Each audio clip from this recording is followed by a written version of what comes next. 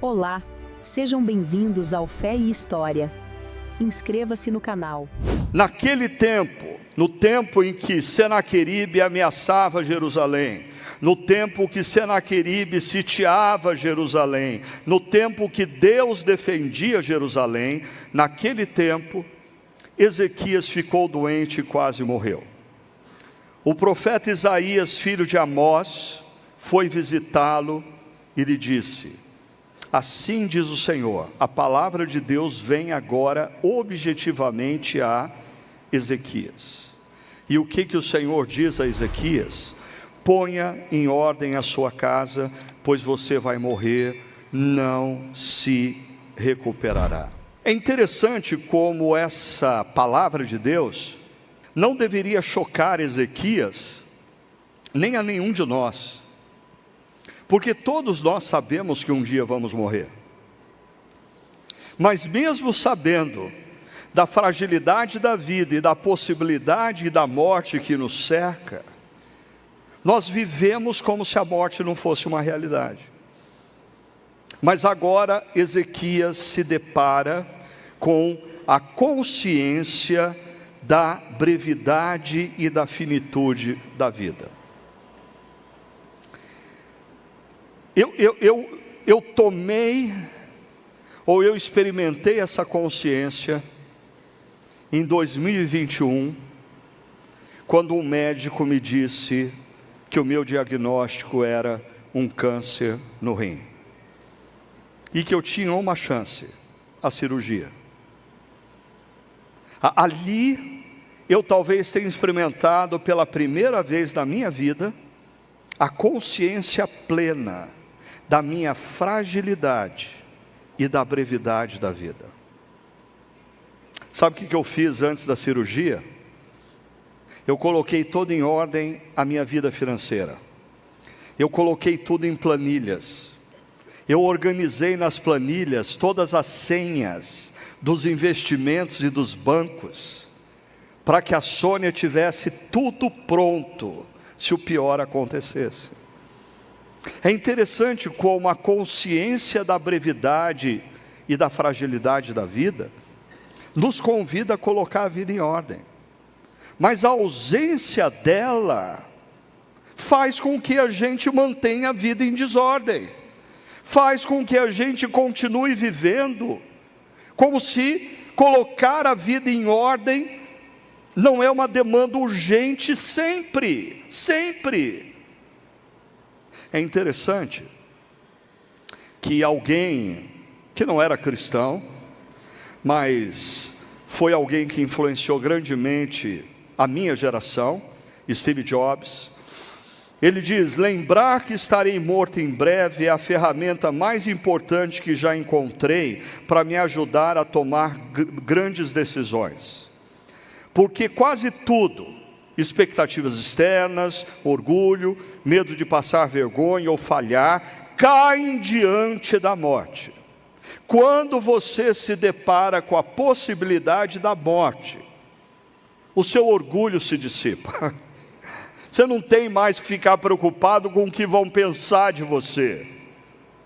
O seu medo de tomar decisões importantes na vida se dissipa, porque você não vai ter mais tempo para pensar, você tem que agir. E ele continua: tudo isso cai diante da morte, deixando apenas o que é importante. Não há razão para não seguir o seu coração.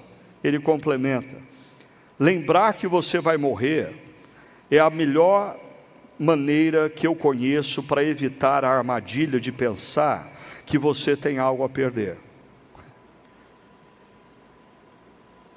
Interessante, ele usa uma expressão de Jó: você está nu, não há razão para não seguir o seu coração.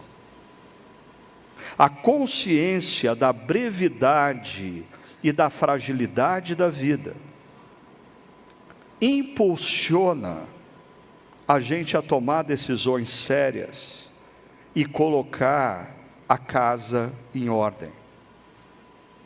A falta de consciência da fragilidade e da brevidade da vida faz com que a gente viva dia após dia de maneira displicente, dia após dia perdendo minutos preciosos de convivência com quem a gente ama, dia após dia gastando o melhor do nosso esforço físico e intelectual no que não importa, quando você ganha consciência de que a vida é breve e a vida é frágil. Rubem Alves, ele numa crônica fantástica, ele diz: contei meus anos e descobri que terei menos tempo para viver daqui para frente do que já vivi até agora. Em outras palavras, tenho mais passado do que futuro. Sinto-me como aquele menino que ganhou uma bacia de jabuticabas. As primeiras ele chupou displicentemente, mas percebendo consciência da fragilidade e brevidade da vida, mas percebendo que faltavam poucas, rói até o caroço. E aí, Rubem Alves ele passa a fazer uma série de afirmações que move o meu coração. Já não tenho tempo para determinadas coisas. Quando você ganha consciência da fragilidade e da brevidade da vida, você não tem mais tempo para algumas coisas. Na minha própria vida, a experiência que eu tive em 2021, eu conversava com os pastores e missionários nessas 2 semanas, sobre o fato de que assim, quando eu tinha os meus 30 anos de idade, eu ouvia falar dos 40, e eu tinha muito medo dos 40, porque todo mundo falava, não, aos 40, aos 40, aos 40, e de repente os 40 chegaram na minha vida e não fizeram diferença nenhuma, tudo continuou como era antes, eu não sentia a chegada dos 40, aí vieram os 50, os 50 eu já senti, nos 50 as coisas começam a mudar, a energia não é mais a mesma, a disposição para algumas coisas não é mais tão intensa, mas aí chegaram os 60, e os 60, ele é um marco que nos convida a refletir sobre uma verdade: a vida é breve e frágil.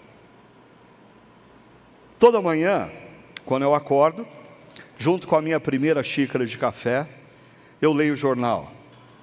E quando eu leio o jornal, via de regra, na primeira página do jornal, sempre tem uma notícia do tipo: morre cientista famoso aos 78 anos de idade. Aí eu, como com 60, eu conto 18 anos. Morre artista famoso aos 84 anos de idade. Opa, 24 anos. Morre político famoso aos 67 anos de idade. 7 anos, assim, quando você tem 60 anos e você lê as notícias, você percebe que a morte está muito próxima da sua realidade.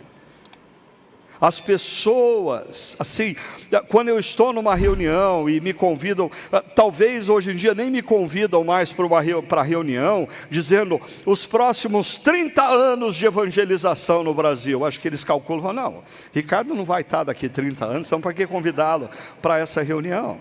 Mas quando eu vejo os jovens pastores da nossa comunidade sonhando e dizendo, não, porque daqui 20 anos nós vamos estar assim, assado, eu falo, eu não sei se eu faço parte desse plano. Porque os 60 traz para você uma consciência que você deveria ter ao longo de toda a sua vida. A vida é frágil, a vida é breve. Por isso, ponha em ordem a sua casa.